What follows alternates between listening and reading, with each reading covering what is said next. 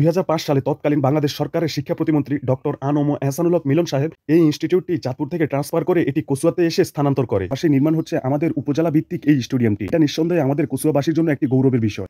তৎকালীন স্বরাষ্ট্রমন্ত্রীর বাড়ির রাস্তা, এটা দেখে একটু অবাক হলাম। তো আমি এখানে অ্যাক্সিডেন্ট করি, আমি এই মেইন রোডের মধ্যে পড়ে যাই। আমার সাইকেলের এই যে এটা ভেঙে যায়, দেখতে পাচ্ছেন এটা অলরেডি ভেঙে গেছে। তারপর এই যে ট্রাইপডটা আমি কিনেছিলাম 1000 টাকা দিয়ে, বেশি দিন হয়নি, ওই যে ঢাকা থেকে কিনে এনেছিলাম, এটাও ভেঙে গেছে। আমাদের দেশে মানুষকে আল্লাহ হেদায়েত দেখ, না হয় এই দেশকে আল্লাহ ধ্বংস করে দেখ। দেখতে পাচ্ছেন হাত আমার একদম ছিলে গেছে। মানে 50 টাকা দিয়ে ঠিকই আমাকে একটা টিকিট সংগ্রহ করতে হবে আমি যদি ভিতরে প্রবেশ করি, কিন্তু দেখা গেল আমি ভিতরে গিয়ে যদি কিছু খাই তাহলে ওই খাওয়ার টাকা থেকে 50 টাকা কিন্তু মাইনাস হয়ে যাবে। ধনকথা নদীর উপর ভাসমান রেস্টুরেন্টের পরিবেশ। এভরিওয়ান আসসালামু আলাইকুম। থাম্বনেল আর ইন্ট্রো ভিডিও দেখে আপনাদের বুঝার বাকি নেই আজকে আমি কোথায় যাচ্ছি। জি, আজকে আমি চলে যাচ্ছি মতলবে, যে মতলবে আমি লাইফে কখনো যাইনি।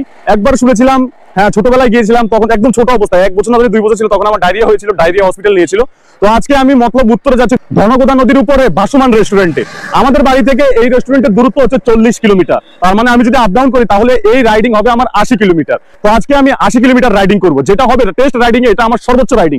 সো আজকে আমি রহিমনগর থেকে চলে যাব কচুয়া গোলবাহার রোড হয়ে চলে যাব মতলবে। সো আশা করি আজকের ভিডিওটা আপনাদের ভালো লাগবে। সবাই লাইক কমেন্ট শেয়ার করে দিয়ে পাশে থাকবেন আপনাদের ভাইয়ের সাথে। So let's go. মতলব থেকে প্রায় 15 মিনিট সাইকেল রাইডিং করে আমি এখন আছি কচুয়াতে। রহিমনগর থেকে সাইকেল রাইডিং করতে করতে আমি একটা সময় এসে পৌঁছে গেলাম কচুয়া পলিটেকনিক্যাল ইনস্টিটিউটের সামনে। এই ইনস্টিটিউটের অবস্থান যদি কচুয়াতে হয়, কিন্তু এটি কিন্তু চাঁদপুর ইনস্টিটিউট নামেও পরিচিত। 2005 সালে তৎকালীন বাংলাদেশ সরকারের শিক্ষা প্রতিমন্ত্রী ডক্টর আ.ম. এহসানুল হক মিলন সাহেব এই ইনস্টিটিউটটি চাঁদপুর থেকে ট্রান্সফার করে এটি কচুয়াতে এসে স্থানান্তর করে। উনি এই ইনস্টিটিউটটি এক জায়গা থেকে অন্য জায়গায় স্থানান্তর করতে পারলেও কিন্তু চেঞ্জ করতে পারেনি এই ইনস্টিটিউটটির নাম। সেজন্য এই ইনস্টিটিউটটির অবস্থান কচুয়াতে হওয়ার পরেও এটির নাম হচ্ছে চাঁদপুর পলিটেকনিক্যাল ইনস্টিটিউট। যাই হোক, আমি আবার সাইকেল রাইডিং করতে করতে 2 মিনিট সাইকেল চালিয়ে আমি চলে আসলাম কচুয়া ফায়ার সার্ভিস এলাকাতে। কচুয়া ফায়ার সার্ভিস থেকে গোলবাহার রোড হয়ে আমি চলে যাব মতলবে। আর আপনারা যদি এই এলাকা থেকে মতলব যেতে চান তাহলে এটাই সব থেকে সহজ আর কাছের রাস্তা। ফায়ার সার্ভিস থেকে গোলবাহার রোডে 1 কিলোমিটার সামনে আসতে হাতের বাঁ পাশে নির্মাণ হচ্ছে আমাদের উপজেলা ভিত্তিক এই স্টেডিয়ামটি। এটা নিঃসন্দেহে আমাদের কচুয়াবাসীর জন্য একটি গৌরবের বিষয়। যারা ক্রীড়া প্রেমী আছেন তাদের জন্য নিঃসন্দেহে এটি একটি সুখবর। এভরিওয়ান, আমি প্রায় 25 মিনিট সাইকেল চালিয়ে ফায়ার সার্ভিস থেকে এখন প্রবেশ করলাম গোলবাহারে। আমি এই মুহূর্তে আছি গোলবাহার বাজারে। ঐতিহ্যবাহী এই বাজারটি খুবই পরিচিত আমাদের কচুয়াতে। আসলে তৎকালীন বাংলাদেশ সরকারের স্বরাষ্ট্রমন্ত্রী জনাব ডক্টর মহিউদ্দিন খান আলমগীর সাহেব কিন্তু এই গোলবাহারেরই ছেলে। আর আমি আছি এখন সেই ডক্টর মহিউদ্দিন খান আলমগীর সাহেবের গোলবাহারে। গাইজ, ওই যে গোলবাহার নামটা শুনে একটু চমৎকার লাগছে না? একটা গান মনে পড়ে যাচ্ছে কিন্তু আজকেও। ওই যে গোলবাহার নিয়ে কিন্তু একটা গান আছে, আপনারা সবাই জানেন। একটা পুরো লাইনগুলো আমার মনে পড়ছে না, যারা জানেন অবশ্যই কমেন্টের মাধ্যমে জানিয়ে যাবেন। কচুয়া ফায়ার সার্ভিস থেকে এই যে গোলবাহারের রাস্তা, এটা কিন্তু অতি খারাপ। এই যে রাস্তার পরিবেশ দেখেন, এদিকে রাস্তাঘাট কিন্তু যথেষ্ট খারাপ। মানে তৎকালীন স্বরাষ্ট্রমন্ত্রীর বাড়ির রাস্তা, এটা দেখে একটু অবাক হলাম যে স্বরাষ্ট্রমন্ত্রী তার বাড়ির রাস্তার অবস্থা কি করে রেখেছে। এভরিওয়ান, সাধারণত আমরা দেখি যে আমাদের এলাকাতে বেকু, তারপর ট্রাক্টরের মাধ্যমে মাটি কাটা হয়, মাটি এক জায়গা থেকে অন্য জায়গায় স্থানান্তর করা হয়। কিন্তু আমাদের কচুয়া উপজেলারই চৌমোহনী জায়গাতে দেখেন, মানে এই জায়গা একটু নিচু হওয়ার কারণে নৌকার মাধ্যমে মাটি কেটে আনে। আর এই মাটিগুলো মোটামুটি এখানে ভরাট করছে, মানে এটা ব্রিকফিল্ডের মাটি মনে হয়। তো দেখতে পাচ্ছেন নৌকার মাধ্যমে মাটি কাটা হয়। এটা সত্যি অসাধারণ একটা বিষয়, কারণ যেহেতু আমরা সবসময় জেনে এসেছি যে আমরা উঁচু এলাকার মানুষ, তো সেক্ষেত্রে নৌকার যে প্রচলন সেটা আমাদের এলাকাতে একদমই কম। কিন্তু আজকে আমাদের উপজেলাতেই চৌমোহনী, গোলবাহার থেকে ক্রস করে আরও পশ্চিমে যে চৌমোহনী আছে, ওই চৌমোহনী এলাকাতে এখনও নৌকার প্রচলন আছে। এভরিওয়ান, আমি এই মুহূর্তে অবস্থান করছি চৌমোহনী আমতলা জায়গাতে। আর এই জায়গাতেই মূলত আমাদের কচুয়ার সীমানা শেষ। আমি এখন প্রবেশ করব মতলব দক্ষিণ উপজেলা। তো দেখতে পাচ্ছেন এই যে এখানে গেট দেওয়া আছে, এই যে দেখতে পাচ্ছেন লেখা আছে মতলব দক্ষিণ উপজেলা। আর এই জায়গাটা আমাদের কচুয়ার সীমানা 8 নং কাতলা ইউনিয়নের চৌমোহনী আমতলা জায়গা। তো এই দিক থেকে আমার কেউ ভিডিও দেখেন কিনা অবশ্যই কমেন্টের মাধ্যমে জানাবেন। দেখতে পাচ্ছেন আমি প্রবেশ করে ফেললাম মতলব উপজেলা দক্ষিণে। সো আমি এখন out of Kachua. I hope আমি আপনাদেরকে এই ভিডিওর মাধ্যমে আমাদের আঞ্চলিক যে বিষয়বস্তুগুলো তুলে ধরতে পারবো, আপনাদেরকে জানানোর জন্য, দেখানোর জন্য, বোঝানোর জন্য। সো লেটস গো মতলব। দেখতে পাচ্ছেন এখান থেকে সাইনবোর্ড দেখাচ্ছে। এদিকে যদি আপনারা বাকিলা যেতে চান 12 কিলোমিটার, আর মতলব বাজার এখান থেকে 10 কিলোমিটার সামনেই। ঠিক আছে, তো আমি এখন চলে যাব মতলবে। আমি রাইডিংয়ে আসছিলাম, তো আমি এখানে অ্যাক্সিডেন্ট করি, আমি এই মেইন রোডের মধ্যে পড়ে যাই। আমার সাইকেলের এই যে এটা ভেঙে যায়, দেখতে পাচ্ছেন এটা অলরেডি ভেঙে গেছে। তারপর এই যে ট্রাইপডটা আমি কিনেছিলাম 1000 টাকা দিয়ে, বেশি দিন হয়নি, ওই যে ঢাকা থেকে কিনে এনেছিলাম, এটাও ভেঙে গেছে। দেখতে পাচ্ছেন এই স্পিড ব্রেকার থেকে, এটা আমি দেখিনি, স্পিডে আসার কারণে মানে আমি উড়ে এসে এখানে উপর হয়ে পড়ি।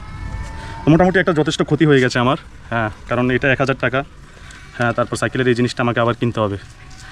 আর আমার এই যে দেখতে পাচ্ছেন হাত ছিলে গেছে, আমার হাত ছিলে গেছে।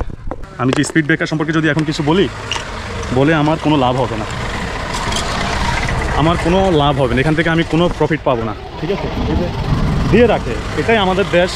হ্যাঁ, এটা তো ছোটোখাটো বিষয়, কোনো একটা জায়গার মধ্যে হয়তো এমন এক জায়গা হতে পারে কেউ এসে ডলে দিয়ে চলে যাবে, মরে যাবো, এটাই বাংলাদেশ। এখান থেকে কোনো কিছু এক্সপেক্ট করা বোকামি ছাড়া কিছুই নাই। তো আমাদের দেশে মানুষকে আল্লাহ হেদায়েত দেখ, না হয় এই দেশকে আল্লাহ ধ্বংস করে দেখ। এই দেশ নিয়ে আর কি বলবো।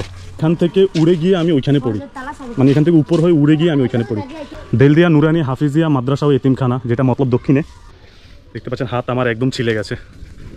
গাইজ আমি আসলে এখানে অ্যাক্সিডেন্টটা করেছি এই মাদ্রাসার সামনে, বা দেলদিয়া নুরানি হাফিজিয়া মাদ্রাসার সামনে। তো এখানকার হুজুর, হ্যাঁ হুজুর, তো এখানকার হুজুর মানে আমাকে এই যে ছাত্ররা এসে হেল্প করেছে, মানে আমাকে উঠাতে সাহায্য করেছে, আমাকে এই ব্যাগটা দিয়েছে, আমার ব্যাগটা ছিঁড়ে গেছে। তো এখন ওনারা বলছে যে আমি দুপুরে খাবারটা ওনাদের সাথে খাওয়ার জন্য। আমার কিন্তু সব কিছু ছিলে গেছে, এই যে হাতে ব্যথা পেয়েছি, আমি পায়েও পেয়েছি মনে হয়, দেখতে হবে পরে। তো আমার উদ্দেশ্য ছিল মতলব গিয়ে আমি লাঞ্চ করবো অথবা ওই যে রেস্টুরেন্টে, কিন্তু হুজুর বলছে আমাদের এখান থেকে খেয়ে যান। আলহামদুলিল্লাহ, সেই মাদ্রাসার সামনে আমি অ্যাক্সিডেন্ট করেছি, ওখানে খাওয়া দাওয়া করলাম দুপুরে খাবার, হুজুররা আমাকে বলছে আপনি খেয়ে যান।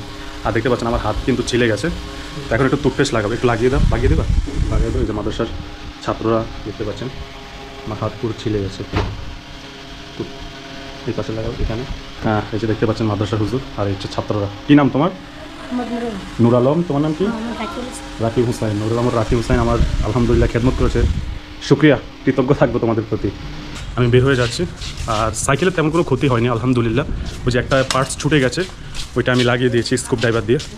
তো আমি এখন এই যে এই মাদ্রাসা থেকে দেলদিয়া মাদ্রাসা থেকে বের হয়ে যাচ্ছি। এই স্পিড ব্রেকারে আমি অ্যাক্সিডেন্টটা করি, এখান থেকে উড়ে গিয়ে আমি ওই যে ওইখানে পড়ি।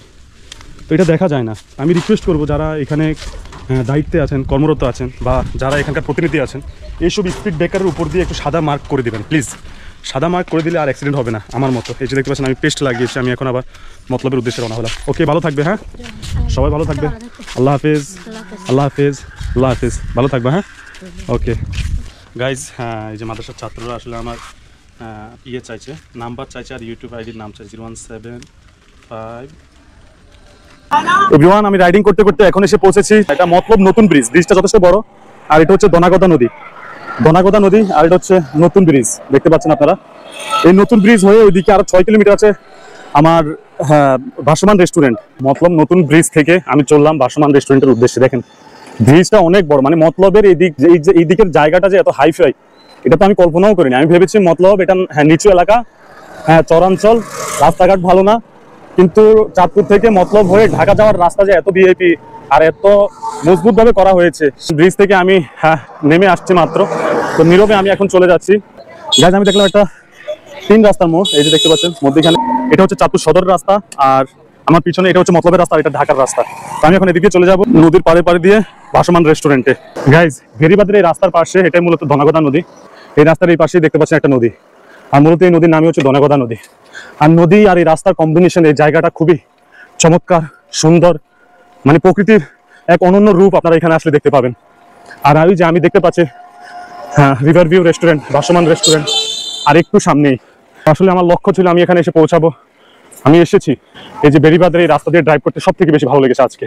আমি এই মুহূর্তে অবস্থান করছি ধনগদা রিভার ভিউ ভাসমান রিসোর্ট অ্যান্ড রেস্টুরেন্টে। এই যে এভরিওয়ান, আমার সাইকেলটা প্রথমে আমি নির্দিষ্ট একটা জায়গায় পার্ক করে রাখলাম, ওনাদেরকে রিকোয়েস্ট করে। এই যে দেখতে পাচ্ছেন ভেতরেই এন্ট্রি করলে কি দিতে হবে? 50 টাকার টিকিট, ঠিক আছে? টিকিটের টাকাটা খাবারের বিল থেকে মাইনাস করা হবে। আচ্ছা, আপনারা বুঝতে পেরেছেন, মানে আমি 50 টাকা দিয়ে বাধ্যতামূলক এখান থেকে প্রবেশ করতে হবে, কিন্তু আমি যদি ভিতরে গিয়ে কিছু খাই তাহলে ওই টাকা থেকে 50 টাকা মাইনাস করবে, আর যদি আপনি কিছু না খান তাহলে এটা চার্জ করবে আর কি। তাহলে আমি একটা 50 টাকা পরিমাণ একটা পানি দিয়ে দেওয়া হবে। ও আচ্ছা, তার মানে আপনারা এখানে কোনো টাকাই রাখতেছেন না? টাকা রাখতেছি না, কারণ হচ্ছে টিকিটের করার কারণ হচ্ছে যে এলাকার মানুষজন ভিড় করে, দূরে মানুষজন বসার জায়গা পায় না, ওই জন্য, যার জন্য আমরা টিকিট সিস্টেমটা করছি। ও আচ্ছা আচ্ছা, মূলত এটা কোনো টিকিটের টাকা নেওয়া হয় না। এটা আমাদের কসুয়া থেকে আপনারা যারা এই রেস্টুরেন্ট সম্পর্কে জেনেছেন, আপনাদের ভিতরে একটা ভুল চিন্তা ভাবনা আছে যে এই রেস্টুরেন্টে প্রবেশ করলেই আপনাকে 50 টাকা মূল্য ফি দিয়ে তারপরে আপনাকে এই ভিতরে প্রবেশ করতে হবে, তারপর আপনি যা ইচ্ছা তা খান, সেটার বিল আলাদা আসবে। কিন্তু না, আমি এখানে এসে বিষয়টা এমন দেখিনি। আমি এখানে এসে যেটা দেখলাম, মানে 50 টাকা দিয়ে ঠিকই আমাকে একটা টিকিট সংগ্রহ করতে হবে আমি যদি ভিতরে প্রবেশ করি, কিন্তু দেখা গেল আমি ভিতরে গিয়ে যদি কিছু খাই তাহলে ওই খাওয়ার টাকা থেকে 50 টাকা কিন্তু মাইনাস হয়ে যাবে।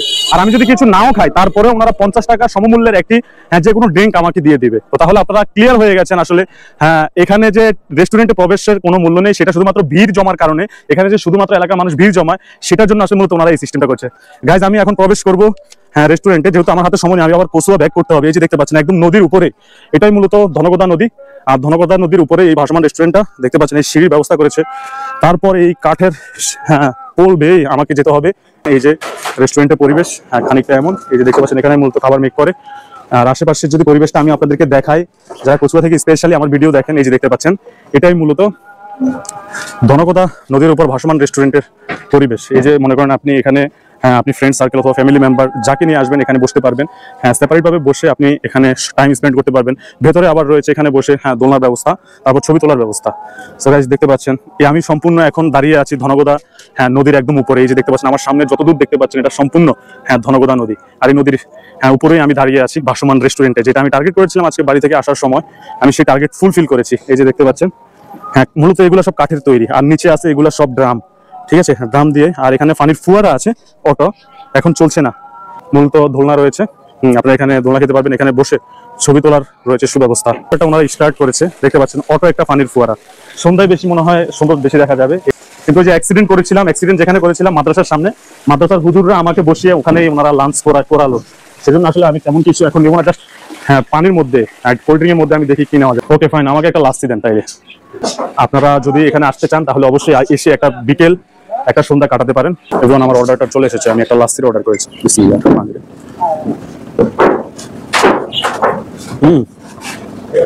লাচ্ছিটা কিন্তু যথেষ্ট টেস্টি সত্যি ভাইয়া, লাচ্ছি ঠিক আছে সত্যি। হ্যাঁ, আপনাদেরকে দেখালাম আমি যে মতলবের ভাইরাল রেস্টুরেন্ট, যেটা নদীর উপরে ভাসে। আর আমাদের কচুয়াতেও যথেষ্ট ভাইরাল এই রেস্টুরেন্টটা। টার্গেট নিয়ে আসি, এখানে আসবো। আর প্রতিমধ্যেই কিন্তু আমি অ্যাক্সিডেন্ট করি। অ্যাক্সিডেন্টে হাত পা ছিলে গেলেও কিন্তু আমার এই যে ডেস্টিনেশনে আসা, এটা কিন্তু বন্ধ হয়নি। আলহামদুলিল্লাহ এখানে এসেছি, এখানে পরিবেশ আমি দেখেছি, আপনাদেরকে দেখিয়েছি, এখান থেকে কিছু খেয়েছি।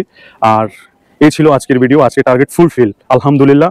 সো আজকের ভিডিও এই পর্যন্ত। যদি ভিডিও ভালো লাগে অবশ্যই লাইক কমেন্ট শেয়ার করে দিবেন। সবাই ভালো থাকবেন, সুস্থ থাকবেন। আল্লাহ হাফিজ।